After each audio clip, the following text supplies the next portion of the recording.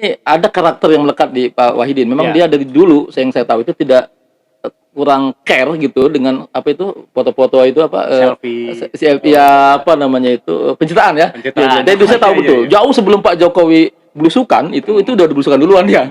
Welcome to Brandaken.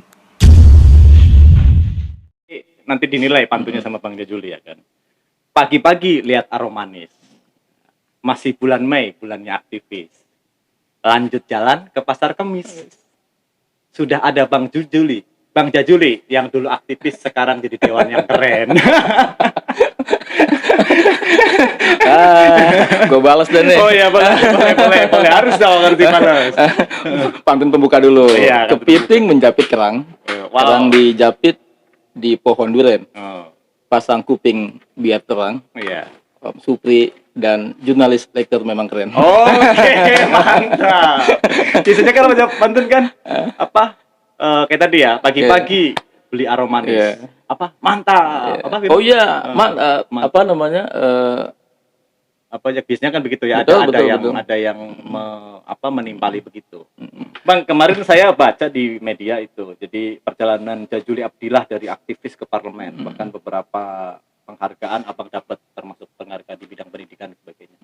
Tapi yang menarik adalah ketika Abang statement bahwa ada sosok Pak Wahidin Halim yang menurut Abang itu menginspirasi perjalanan karir Abang itu. Memang seperti sosok beliau sampai Abang mengeluarkan statement itu di publik itu. Ya memang sejarah pergerakan dan proses aktivitas saya nggak bisa terpisahkan dari yang namanya Pak Wahidin ya. Oh, iya. Karena sejak awal 98 ikut demo-demo mahasiswa dulu itu yang tadi reformasi itu, pulang ke Tangerang itu, lalu saya mendemo wali kota, bupati itu, ternyata saya ketemu di situ.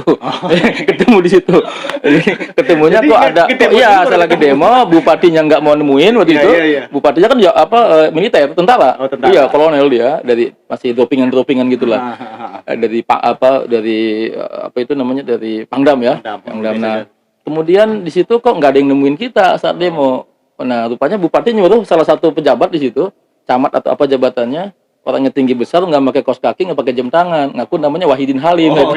Itu pertemuan tahun itu ya 98, akhir 98 lah, menjelang 99 itu.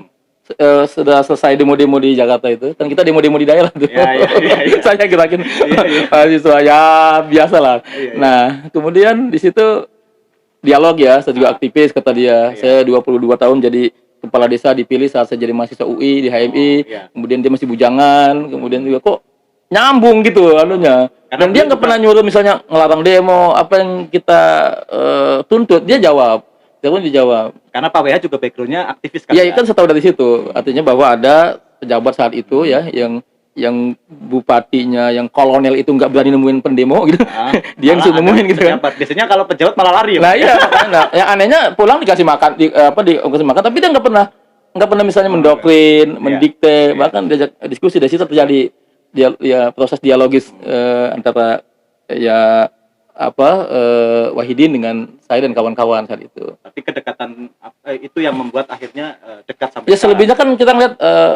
Saya kan bukan kroni, tapi artinya teman diskusi. Ada artinya kroni dulu. Kan ada. Jadi bukan kroni yang misalnya berorientasi misalnya proyek ataupun antek. Enggak, kita emang ini ketemu chemistry-nya ketemu. Ya, karena sama-sama pertama latar belakang aktivis, kemudian kita diajak dialog. Lalu dialognya itu selalu bermuatan misalnya antar diskusi, memancing. Enggak pernah mendoktrin misalnya jangan, ya kan, atau nyuruh, nggak pernah tuh. Nah itu menariknya di situ. Nggak ada dirasakan kita itu bahwa kita tuh ditekan segala macam, enggak. Tapi diajak berpikir. Nah di sini agak relatif. Nah kesininya kan ternyata beliau terus di birokrasi ya. Ya dengan segala anunya. Nah akhirnya ada kecocokan di situ, dan saat itu kan saya masih di Mijan, di penerbit Mijan, saya editor dan di Tosda Karya. Saya tuh pendekatan si buku tuh. Kasih buku ya, tuh cari buku ini, saya ketemu tuh. Lalu dia, karena saya di penerbit itu suka ke toko-toko misalnya Kang Jalal, Holis Majid, Quraish Shihab gitu ya. Minta kata pengantar, nganterin honor royalti gitu. Nah, di situ dia panggil si tokoh nasional ke sini. Nah, kok udah mulai nih. Ya, udah, saya kan mudah sekali mengakses mereka tuh. Subuh-subuh saya datang ke rumah EFC Pulau Patah. ke rumah siapa Egu Sujana, ke rumah siapa itu. Akhirnya saya di situ dikenal sebagai penyuplai apa itu? Bukan apa toko-toko yang seminar-seminar itu. Jadi kalau ada orang di Tangerang itu mau misalnya manggil saya itu lewat saya itu. Lewat saya. Nah itu kerjaan sambilan saya itu. Broker narsum. Nah di situ saya lihat kok pejabat apa ya dalam suasana birokrasi. Tapi ini Bang yang harusnya dicontoh sama aktivis. Kalau aktivis itu harusnya brokernya adalah broker pemikiran. Karena broker narasumber itu kan broker pemikiran. Ya itu makanya pendekatan saya Bang transaksinya itu transaksi intelektual diskusi. Dan dia nggak pernah doktrinnya nggak pernah lah. Dia ada ruang diskusi karena atau menghargai betul nilai perbedaan segala macam. Itu yang saya. Nah, ternyata memang beliau dalam dia belajar dari Hasan, belajar dari teman-teman dia Abdullah Hamahua, ada yang paling dia idolakan temennya dia namanya Tony Ardi ya. Tony Ardi ya yang sempat luar biasa itu, yang jago orasi dan jago strategi itu. Nah, pertemuan itulah yang akhirnya ya benar. Jadi saya dia pesan ke saya. Jadi kalau lo nggak pantas jadi PNS dan nggak pantas jadi pemborong ada dia tuh. Itu dua hal itu tuh yang saya ingat tuh. Nggak pantas jadi PNS. Nah akhirnya saya kalau lo nggak percaya ayo ikut gua. Nah saya beberapa tahun ikut saya coba lihat PNS kerjaannya Padahal Pak Wahidin PNS kan? Iya PNS. Maka dia kan PNS juga kan dia karena dulu kepala desa 13 tahun, tapi di tahun ke-10 atau ke-8 itu ada status desa berubah menjadi kelurahan dan dia otomatis menjadi PNS. Dia pernah bilang ke saya bahwa ini bukan cita-cita gua gitu loh. Dia bilang tuh makanya dia kan selalu melawan misalnya nggak pakai kaos kaki, nggak pakai jam tangan, suka misalnya tradisi birokrasi yang rigid dan teknokratik itu kan sering dia lawan gitu ya. Iya tanpa harus melanggar hal-hal prinsip ya. Itu dia lompatan-lompatannya itu. Nah itu memang sudah yang karakter itu yang membawa dia sekarang jadi gubernur misalnya dia misalnya punya inovasi, punya kreasi yang agak melompat itu saya paham saja gitu. Saya memahami betul. Jadi saya sih mau bilang akhirnya sebenarnya dari banyak orang yang mengaku dengan Pak PH ya Bang Jajuli yang paling dekat. Ya saya nggak pernah mengklaim, saya nggak pernah bilang paling dekat. Orang yang bilang. Kita lihat prosesnya Pak. Ya dan kedekatan itu kan kedekatan rasional ya. Bukan kedekatan yang selalu emosional, pendekatan yang dialektis gitu, bukan pendekatan yang juga pragmatis. Ilmiah. Masuk itu yang akhirnya Abang juga memilih partai yang sama dipilih sama Pak Wahidin. Nah, itu lain lagi. Kalau parpol itu politik. Ya memang itu juga. Ya, tadi kan saya bilang, pengaruhnya pasti ada dan memang garisnya ke situ kalau partai. Karena memang mestinya aktivis juga harus punya mentor kan. Ya, secara nggak langsung memang diam-diam saya memang banyak mencuri jurus-jurus jitu yang memang dia kadang-kadang saya kecepatan dia merespon realitas, bagaimana dia mendinamisasi organ-organ yang namanya camat dulu, yang lurah, kemudian sekarang dinas-dinas dengan segala kompleksitas persoalannya, dengan bagaimana menghadapi bencana dulu banjir, bagaimana dia memanage pasca tsunami kemarin dengan handphone, dengan WhatsApp dia mengatur segala macam, bagaimana di sekarang ada tradisi rapat pimpinan tiap bulan sekali. Ada rapat pimpinan yang semua kepala dinas diulik-ulik begitu, ditanya tupoksinya, ditanya evaluasinya itu. Tradisi itu dia bangun, akhirnya banyak pejabat yang kesandung, yang terjungkal, yang mengundurkan diri, yang dipecat, yang pindah. Saya paham aja, ya kan? Saya paham situasi ini, saya paham. Kan perjalanan cukup panjang, ya. Otomatis kan pasti ada dong momen atau katakan pesan dari Pak WH ini yang sangat membekas di Abang dan itu menjadi modal Abang, maksudnya modal dalam artian Abang juga meniti karir itu. Apa Bang yang pesan beliau bahkan atau cerita yang paling yang Abang gak bakal lupain lah di antara cerita-cerita yang lain tuh. Kalau urusan pemerintahan mah biasa banget. Ya, pertama integritas ya. Dia menjaga integritas itu. Jadi dia pernah mengkritik saya begini. Lu jangan jadi orang misalnya aktivis yang misalnya dulu tuh ya kritiknya mengkritik Pemda tapi nenteng map minta uang sama Pemda gitu. jadi saya puasa betul loh ya kan. Padahal kan itu bukan uang juga uang APBD kan ya. Ya artinya ada menakar gitu, misalnya kita mengkritik di permukaan kepada sebuah instansi atau apa, tapi dalam waktu yang tidak terlalu lama kita berada pada situasi yang bersamaan dengan yang dia kritik, lalu ada. Nah itu menyangkut integritas katanya. Ya. Tapi makanya tidak kita rasional saja. Jadi pendekatannya diskusi apa rasional nggak nih, masuk nggak nih. Jadi bukan pendekatan tekan. Dia tuh uniknya. Dia kedua dia tuh ditekan, nggak bisa ditekan gitu ya, nggak bisa diatur misalnya. Katanya sih cuma Pak WH dan Tuhan aja yang tahu. Ya ada, dan unpredictable banget dan memang itu dia memilah. Jadi tapi dia membutuhkan informasi sebanyak-banyaknya yang dia olah sendiri dengan kemampuan dan nalar dia dengan insting dia. Ini yang jarang dimiliki oleh banyak orang. Nah, tapi dia menghargai masukan segala macam masukan. Tapi kalau udah menekan gitu ya, awas kalau lu nggak di ini, awas ya kan, itu makin seneng nolaknya. Bang, yang Supri ini biasanya kan begini. Supri dulu punya ada senior lah yang kasih pesan bahwa katanya boleh minum nggak nih? boleh Bang, minum. Air putih juga ada. Kalau nanti tolong diambil. Nah, ini ada. Oh, iya. Jadi Supri ada dulu senior tuh kasih wejangan. Katanya kawan terbaik kamu adalah lawan diskusi kamu. Gitu. Nah, sekarang Pak WH kan sekarang ada di eksekutif dan Bang Jajuli itu di legislatif. Otomatis kan punya peran yang berbeda. Yeah. Nah, otomatis kan mau tidak mau Bang Jajuli juga harus tetap mengawasi ini. Nah, untuk tidak ada kepentingan interestnya Bang Jajuli itu seperti apa Bang? Atau sebenarnya karena kan begini, banyak yang suka ke Bang Jajuli mah bagaimanapun juga dekat dengan Pak WH, mungkin dong kritik Pak WH itu. Meskipun saya yakin Bang Jajuli akan kritik langsung, tidak di luar, nggak tahu juga. Ya memang nggak bisa dipisahkan. Saya nggak bisa mengklaim bahwa saya misalnya berpisah, bukan dekat, nggak bisa dibantah juga. Iya betul. Jauh sebelum pelantikan saya ditanya sama Delpio, namanya kawan saya itu di radar ya. Mantan bos saya. Iya, mantan bos saya. Kalau bos ada mantannya ya? Ada dong. Mantan bos, ada mantannya, pacar ada mantannya. Kalau teman kan nggak ada mantan. Tapi saya di panel dengan Pak Androsoni waktu itu ditanya tentang gimana Anda mengkritik. Ini cara pandang yang salah. Pertanyaannya salah saya bilang, bukan jawabannya yang salah. Pertanyaan salah itu apa anunya mengkritik? Apa bedanya? Siapapun kritik diri sendiri kita bisa mengkritik. Ya kan? Tapi kan kita berada di posisi yang secara profesi itu kan berbeda. Ini kelembagaan yang di sini eksekutif, di sini legislatif. Lalu dengan perangkat saya di eksekutif, di legislatif maksud saya kan punya perangkat, punya alat, punya senjata dan punya mitra kerja, kan gitu.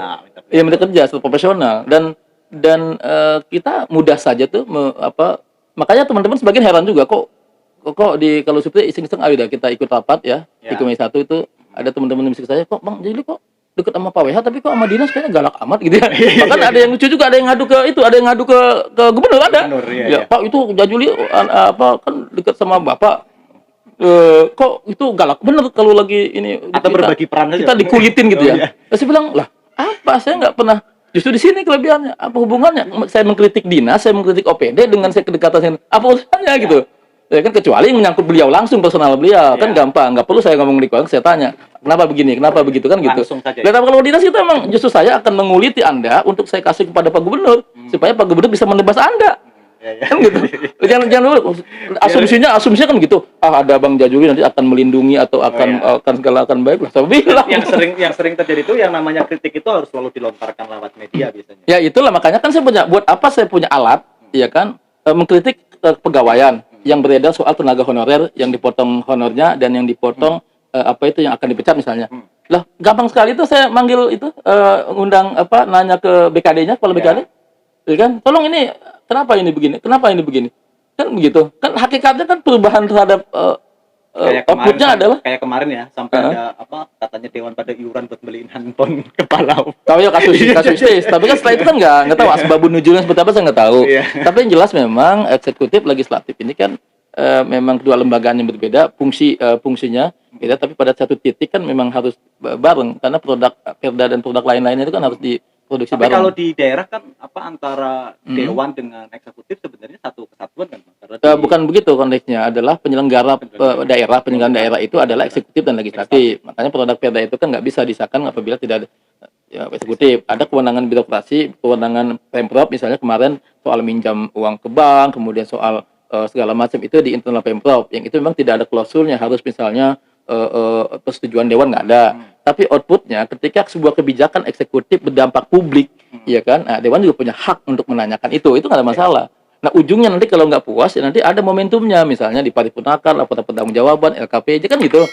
Jadi kita harus hemat juga energi. Nah cuman begini, saya memahami bahwa sekarang kan konteksnya di dunia virtual ini kan respon teman-teman di media, ya kan, hari ini ditanya butuh jawaban yang cepat gitu kan, dan senang sekali media kalau ada orang atau dewan yang menjawab dengan cepat, yang konfrontatif gitu ya. Senang sekali. Nah memang itu dunianya itu lah, kita maklumi, tapi semua itu ada teori dalam filosof siapa itu namanya, sosiolog Prancis tuh, Pierre Bourdieu. Ya, Bourdieu. Nah, dia tuh ada teori tentang file teori itu. Jadi bahwa strategi itu atau arena itu, arena bicara, arena berarti itu ada 3. Kemudian kali arena sama dengan arena arena akademik, arena politik, dan arena jurnalistik, ya kan? Ya. Nah, sebenarnya dewan ini arena apa? Ya kan? Ya. Nah, akhirnya ada kacamata bahwa di dewan itu ada arena politik. Kan gitu. Maka politik dengan segala kompleksitas, dengan segala karakternya kan tetap politik. Ya kan? Politik. Nah, kita nggak bisa kita terlalu akademik masuk ke arena politik. Ya kan, atau masuk ke akademik membawa senjata politik dengan ruang politik, ruang akademik menjadi ruang politik. Nah, kalau jurnalistik kan bisa ke semua nih ya. Nah, makanya bicara di media itu, di medsos kan sudah nggak bisa diedit, di redaksinya nggak bisa ya kan. Nah, mudah sekali. Makanya klausulnya kan bukan pencemaran, tapi klausul deliknya itu penyebaran ya, penyebaran itu yang menyebarkan. Yang menyebarkan. Tapi kan penjara nggak cukup sekarang kalau seandainya. Nah, yang di penjara udah dikeluarin, Pak. Iya. Itu itu menarik tuh. Artinya nih, Wajili komentar dong, komentar apa nih politik, apa gitu ya. Nah, respon akademik juga saya nggak tahu apakah kan nggak semuanya akademisi kita kayak Pak Dr. Ail Muldi kan gitu. Itu semuanya. Oh, kalau itu mah kajiannya panjang. Panjang, sejarahnya panjang, 2 bab. Nah, itu harus kita sinkronkan. Makanya saya punya senjata, saya punya alat di legislatif itu, ya kan, punya instrumen yang disediakan negara, yang disediakan undang-undang untuk melakukan ikhtiar-ikhtiar atau proses perubahan ya. Jadi kalau ada teman-teman yang punya unek-unek, alangkah baiknya disampaikan kepada Juli. Ya sekarang mau nggak mau kan sudah jalan, sudah Supri aja yang terlalu formalistik. Enggak, udah ini kan. Ya misalnya hari ini ada pengaduan tenaga honorer langsung saya pertemukan. Ada pengaduan soal yang dipotong anggarannya Covid, saya pertemukan. Tapi biasanya kan publik ini kelamaan, jadi Iya, memang udah tegur tuh. Bang, tapi satu lagi Bang, tadi sekarang yang sering muncul adalah ketika publik itu mengkritisi kebijakan pemerintah, kemudian ada kantor-kantor yang katakan, wih nyinyir banget sih itu kan. Iya memang ini konsekuensi dunia virtual, konsekuensi dari percepatan teknologi informasi yang wunderlich negara dunia yang tanpa batas ini memang ini, dan pihak eksekutif pun harus memahami bahwa kadang-kadang ini orang baru ketemu sekarang kok kemarin bisa lain lagi ngomongnya gitu ya. Jadi kan gua kasih makan bareng kok lain lagi ngomongnya gitu ya. Ada suasana psikologi juga muncul. Kenapa kok nggak nanya gua kemarin? Di depan gua lu diem aja, tapi di belakang gua lu ngomong mulu. Ya ada. Nah, ada gunda gelisahnya Pak Wahyu juga saya tanya, ada misalnya yang suka mengkritik dia kaitan dengan misalnya kebijakan, tapi ini orang kok nggak pernah di depan gitu ya. Ketika ada dia yang mau diajak debat, ini maunya debat atau apa? Pada saat debat gua ada dia nggak ada, pada saat gua ada dia pulang gitu ya.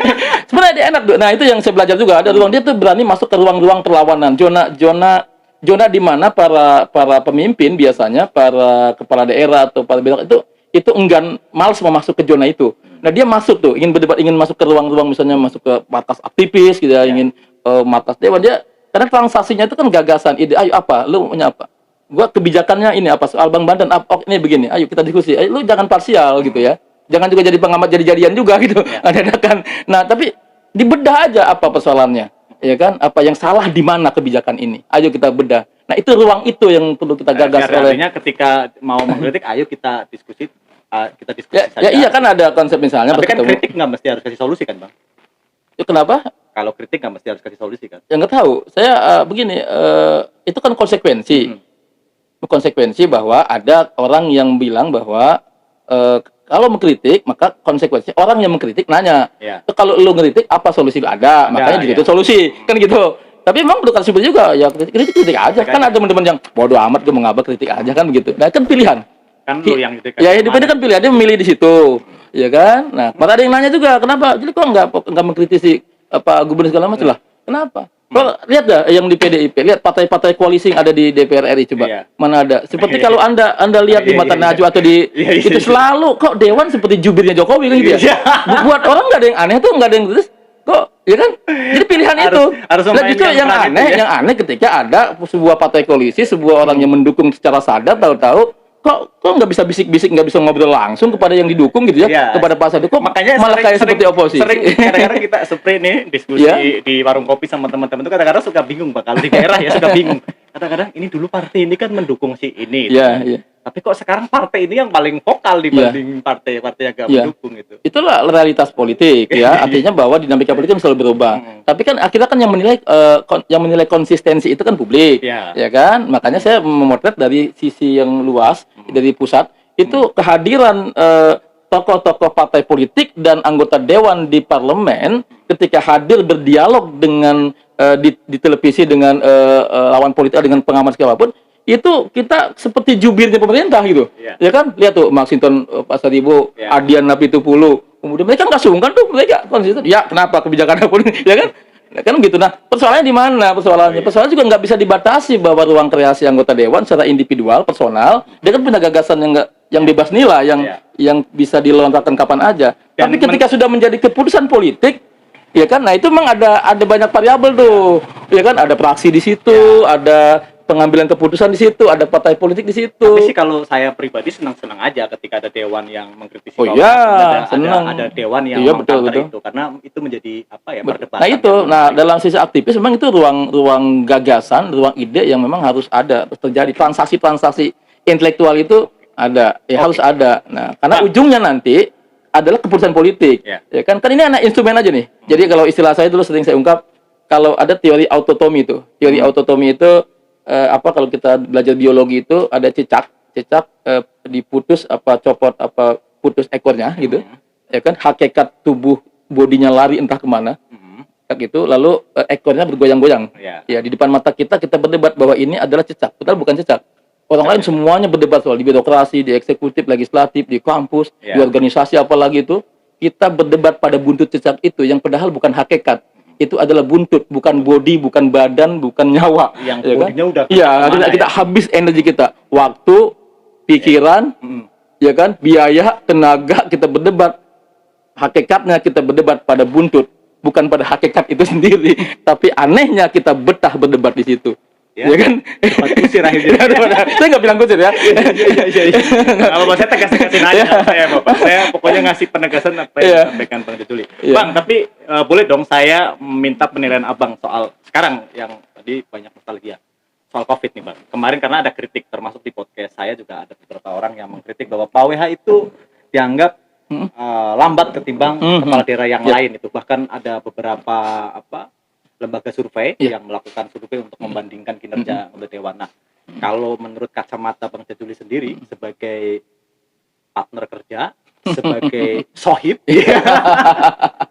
kita proporsional aja lah, objektif dan proporsional. Kan nggak apa-apa. Oh iya. Boleh sampaikan. Karena siapa yang bisa melarang ataupun membantah penilaian orang kan nggak ada yang bisa melarang survei apapun ya. Itu kita jangan juga berdebat soal metodologinya capek juga kan. Kita ada hakikat di situ yang perlu kita ambil bahwa ini sebuah kritik itu aja, ya kan, walaupun dia tidak bermakna ke arah perubahan kebijakan ya, tapi hanya bagaimana menjadi spirit perubahan dan untuk introspeksi kebijakan. Nah, kemudian ini ada karakter yang melekat di Pak Wahidin. Memang dia dari dulu yang saya tahu itu tidak kurang care gitu dengan foto-foto itu selfie pencitraan ya. Jadi saya tahu betul. Jauh sebelum Pak Jokowi belusukan itu udah belusukan duluan ya kan. Jauh sebelum Pak Jokowi ada kartu Indonesia Jakarta Pintar kan saya tahu betul pada saat Pak Jokowi mau melawan Pojibowo saat itu kan dia sempat datang ke Tangerang menanyakan tentang kartu multiguna itu. Kan ada saya waktu itu. Iya, belajar tentang bagaimana sih Pak Wahidin ini kok KTP bisa menjadi alat transaksi gitu ya, alat untuk berobat gratis, walaupun akhirnya kan pudar semua konsepnya karena ada jaminan kesehatan nasional ya, BPJS ya, itu udah konsep itu buyar kan dia dulu. Nah, belusukan pun memang itu. Jadi kedua, dia tidak sepopuler kayak Anies, kayak Ganjar, kayak siapa tadi, Ridwan Kamil, karena memang dia lahir lebih dulu ya, lebih dulu. Jadi karakter dia tidak terlalu ingin branding segala macam itu ada. Sekarang aja mungkin ada yang masa-masa dengan Kominfo segala macam. Kemarin dibilang oldies banget. Pokoknya dia memang tidak terlalu kan, mau tidak mau katanya kalau di politik itu kan ada istilah. Saya setuju. Itu konsekuensi demokrasi elektoral yang kita anut. Maka orang bagaimana mau dipilih kalau nggak dikenalkan gitu. Maka mau nggak mau ada branding, ada penataan, ada pemoles gitu kan. Bagaimana supaya lebih dikenal. Kalau dibilang Pak WH itu nggak suka pencitraan, tapi banyak sekali brand yang muncul dan menggunakan nama Pak WH, kopi Pak WH misalnya, duren Pak WH, bahkan terakhir yang sempat jadi heboh itu hand sanitizer Pak WH itu. Artinya kan itu juga bagian. Oh iya betul. Makanya konsekuensinya setelah itu karena tadi kebutuhan demokrasi elektoral ini kan saya melihat bahwa kecenderungan orang lain menilai bahwa kok tidak seperti yang lain. Nah, sebuah kebijakan misalnya ada kebijakan yang paling dulu melakukan misalnya rapat seperti tahu nggak bahwa yang paling dulu deklarasi rumah sakit daerah COVID itu yang ada rujukan COVID adalah Banten, Itu satu-satunya daerah yang siap menyediakan rumah sakit rujukan itu, ya kan Banten. Kalau Persahabatan dan lain-lain kan rumah sakit nasional rumah sakit Jakarta. Sebenarnya sekarang baru mulai. Kedua yang rapat mulai dengan jaga jarak segala macam itu, yang udah mulai segala macam itu di Banten jadi mulai. Dan memang ini kemampuan membranding, ini serasa dengan adanya kayak tadi itu yang foto-foto di mana, itu juga bagian dari yang parsial tidak sistemik gitu tidak khas. Itu kan hanya misalnya inisiatif gue mau inisiatif Pak WH kan gubernur gue tempel-tempel segala macam. Nah, itu tidak bisa jadi tidak muncul dari dirinya gitu. Walaupun ada yang muncul dari dirinya tapi kan yang proporsional misalnya untuk kebijakan disebarkan. Tapi ada memang yang kalau seorang gubernur, wakil gubernur atau seorang pejabat itu selalu ada pendukungnya, ada simpatisannya. Jadi wajar. Kadang-kadang simpatisannya itu dari gubernurnya. Karena kemarin kan juga sempat ramai, sempat heboh ketika ada salah satu orang, entah itu saya juga nggak tahu tapi saya ikut di keriuhannya saja memantau itu, yang sampai bilang saya akan dukung Pak WH sampai titik darah penghabisan. Itu memang dinamika itu selalu muncul. Dia merespon realitas yang lain, aksi reaksi antara tesis, antitesis, sintesis. Ya kan tesis lagi, antitesis lagi gitu ya. Memang itu. Nah, itu yang dari awal kita bilang bahwa kok dimensinya kok selalu politik gitu. Kan ada banyak dimensi lain dalam kehidupan kita nih. Nah, itulah yang tadi awal kita ingin memisahkan antara si sosiolog Prancis itu bahwa kita ingin memisahkan betul bahwa politik, permainan politik itu ada saatnya, ada waktunya gitu. Jadi kenapa kita kok berpikir politik selalu ditarik ke dimensi sosial? Setiap hari kita urusin cara pandang politik gitu ya. Nah, inilah makanya kan ini yang akhirnya itu merekat menggesek ruang moralitas, persahabatan, ada menggesek agama, segala macam ada tuh. Makanya di situ saya ada kuncinya juga bahwa kita harus banyak, apalagi puasa, corona begini ya, musuhnya nggak terlihat sekarang nih ya. Atau sebenarnya kalau saya boleh ngomong sih sebenarnya ekspektasi masyarakat Banten dulu sama Pak WH terlalu tinggi. Ya memang wajar sih ya, karena kan kita kan daerah. Pak WH itu dipilih karena track record. Ya wajar. Karena kan kita juga merubah dari situasi provinsi yang dulu dikenal koruptif, sekarang mendapat penghargaan anti korupsi dan penyelenggara terbaik kan itu juga pertama kalinya ya. Dan 4 kali berturut-turut keuangan itu kan WTP. Itu kan modal indikator ya. Saya ada pantun nanti untuk ngomong WTP, Pak. Sampaikan langsung ke forum. Jadi ya karena tadi kan kita diawali dengan pantun. Jadi saya akan tutup dengan pantun. Pantun saya otomatis mengkritik. Jangan apa-apa lah begitu. Pantun harus mengkritik. Silakan dibalas sama Bang Jajuli. Saya mau bikin pantun nih, Pak. Bikin tape pakai ragi. Meski Banten sudah WTP, tapi pengangguran masih tinggi.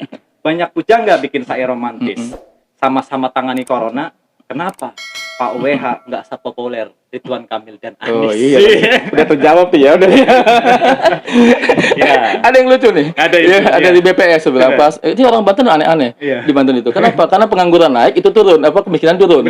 Atau pas ditanya, pasti survei anak muda di Banten itu nggak kerja tapi dia tuh kaya, warisannya banyak, kontrakannya banyak, duitnya banyak.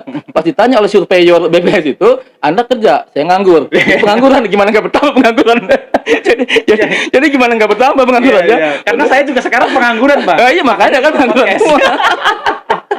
Orang yang nggak punya usaha, kemudian dia bukan eksekutif, bukan legislatif, bukan dosen, ngakunya pengangguran. Lebih banyak yang nganggur daripada dosen kan gitu. Sampai ada yang bilang metodologi surveinya BPS itu kayaknya harus dievaluasi. Oke, boleh Bang ditutup pantun, Bang. Halo, minum kopi di dalam gelas. Lebih nikmat bareng sahabat. Cakep. Buka mata biar jelas. Kang Supri dan jurnalis lektor memang hebat. Oke, mantap. Terima kasih Bang. Salaman dulu. Kasih like.